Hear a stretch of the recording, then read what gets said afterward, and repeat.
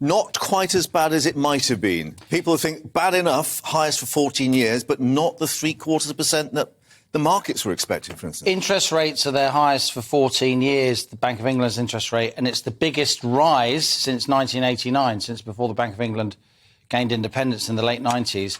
But rather than a 0.5% rise, which we just had, we were expecting a 0.75% rise. Certainly the currency markets were. Yeah. And that's why, since this announcement, sterling has eased slightly, losing more ground. Let's just have a look at a graphic showing the history of Bank of England interest rates. You see there from back in the early part of the last decade, interest rates were very low after the global financial crisis. That staircase on the right, that's the 6 successive rises we've had, and now it's 7 rises in a row since we came out of lockdown to 2.25%. That's a 0.5% increase. What this means is that those 8 million or so households on a variable rate mortgage, they will see that go up. And also those with personal loans, businesses trying to borrow, they're likely to have to pay more for their money. Why is the Bank of England doing this? To try and bear down on inflation by slowing down borrowing, slowing down purchasing in order to ease price pressures. Going to put a lot of pressure on those families, exactly. Isn't it? I mean, people are already struggling, worrying about heating, food prices are... It certainly will. And we know, and you know from your work as a constituency MP, that many of the poorest families are often those with the most debt proportionately compared to their income. They can't afford to take on huge mortgages, but they're often living, as we say, sort of hand to mouth, a lot of debt involved, a lot of debt at high interest rates if they're only borrowing small amounts and they haven't got a property to secure those loans against. So certainly there will be some suffering associated with this rate rise, but it does come ahead of tomorrow's mini-budget where there will be a big announcement made about support for households with their fuel bills. And what does it tell us about the big picture?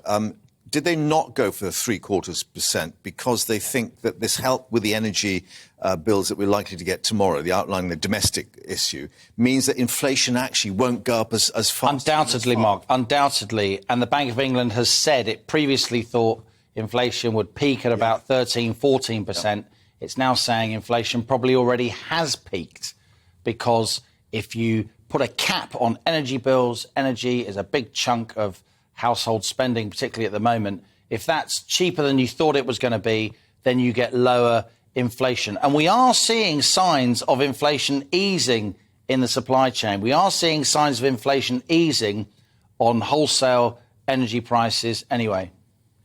That's some good news. What's a bit more alarming is the use of the R word, recession. Indeed. Now, the numbers, official GDP numbers, which measure the overall size of the economy, they get revised again and again and again. They're made up of literally billions of transactions, so it's no wonder. But what the Bank of England is saying with this statement on preliminary data, and it is preliminary data, they are now saying, this isn't the Office for National Statistics, this isn't super official, but the Bank of England is now saying that they think the economy contracted by 0.1% in the second quarter. That's April, May, June. Right. And it's probably contracted by another 0.1% in July, August, September. So that's the most mild of recessions, 2 successive quarters of negative growth, but a technical recession nevertheless, if indeed these numbers are not revised in the future months. So tomorrow's newspapers will be full of headlines. Doom and gloom. Kwasi Kwarteng delivering his mini-budget statement. There'll be nothing mini about it. We're going to see the biggest tax cuts for 30 years as Britain is teetering on the brink of recession. And politically, of course, the problem is when they say we're going to go for growth, if you've got an acknowledgement from the bank that, no, actually, we've got no growth whatsoever, it's going to be really difficult to sell this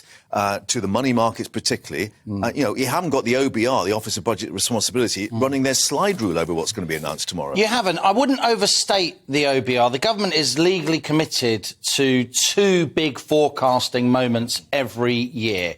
And that's still likely to happen. We obviously had one in Rishi Sunak's budget in the spring, and there'll be another statement, I'm sure, before... A proper budget rather than... Before the end of the year. Yeah. And I have to say, why I completely agree with where your question's coming from, there is something to be said. There is a very strong argument that no one, Mark, can know the cost of this energy support package, because We've heard about it's going to cost more than furlough. It's going to cost twice as much as furlough. It all depends, as we've discussed many times, on the wholesale price of gas. And that in turn depends on Russia, Ukraine, all kinds of the imports of gas from America in ships crossing the ocean, all kinds of other things. So, yes, the government will take criticism tomorrow because there isn't official forecast statements, but there is at least some defence. And you're on bright and early with us tomorrow. We are. I'm doing breakfast tomorrow. It's going to be a big day, and we've got special programming for this mini... It's not a mini budget as far as GB News is concerned. People's lives and livelihoods are at stake here. There's a lot of concern, so we're doing special programming throughout the day. Stay there for now, because you have so much expertise that we're not letting you say go all the right things. Because earlier today... Dr. Fracking will see you now. This morning, the government announced that it would lift the UK's ban on fracking, which has been in place since 2019. The moratorium was put in place after what some call minor tremors, but the business secretary said the government are pushing ahead with fracking, drilling for our own shale gas resources instead of relying on Russian gas. Well, Jacob Rees-Mogg spoke on it in the House of Commons earlier. This is what he had to say. That this is in the national interest, will make the country richer, but it's absolutely right that those affected should be rewarded. And to my mind, that is direct financial reward, not a theoretical one. The last time we discussed fracking, the idea was that communities would be delighted if they got £10 for the village hall. I don't think that's the right way to do it. It needs to be direct to the individuals who are affected, and I've had preliminary discussions with my right honourable friend, the Chancellor, but I don't have a formal thing to announce. So that was the business secretary, but the shadow climate change secretary, Ed Miliband, has called fracking a dangerous fantasy that costs far more than renewables. Truth is, he doesn't get this, that you can't escape a fossil fuels crisis by doubling down on fossil fuels. Renewables are today 9 times cheaper than gas. The only way to cut energy bills and have energy security is with zero-carbon homegrown power, including onshore wind and solar, which his wing of the Conservative Party hates and he continues to block. Yeah. Well, let's just get the thoughts of Liam still with us, because you interviewed the head of Quadrilla, the main fracking drilling company. And we remember 2019, their site in Lancashire. This is where they recorded, I think, 120 tremors, although very small. They've been at the centre of all this political argument as well. They have indeed. So Francis Egan's the CEO of Quadrilla. He told me just before we got the tragic news of Her Majesty's deterioration in health. We did an interview here on GB News, just after Liz Truss has said, I think we can get fracking shale gas out of the ground within 6 months. A lot of people poo-pooed that. Mr Fracking himself, Quadrilla CEO, told us here on GB News, yes, that is doable. But he did then put in a proviso saying, even though this moratorium is lifted, Boris Johnson introduced this ban on fracking ahead of his election campaign in November 2019 in order to appeal to younger voters, Lib Dems, Green voters, swing voters. Even though the moratorium is now being lifted, almost as Liz Truss's first action in government, it still relies, Mark, crucially on local permits and local councils. And so Quadrilla is today saying, we don't think it's going to happen. We don't think the government's got the guts to actually go through with this. But now the government is saying, it's like tit for tat, it's a news tsunami. Liz Truss may designate these fracking sites, there's particularly around Blackpool and Preston in the northwest, she may designate them, quote, significant national infrastructure, which would then railroad it through like a compulsory whatever local people say. I'm incredibly sceptical about whether this will happen. You can contest this if you like, Liam. What was really interesting about the debate in the House of Commons this morning, she's only been Prime Minister, leader of the Conservative Party, for a couple of weeks. There were a number of Conservative MPs who said to the business secretary, we don't want it.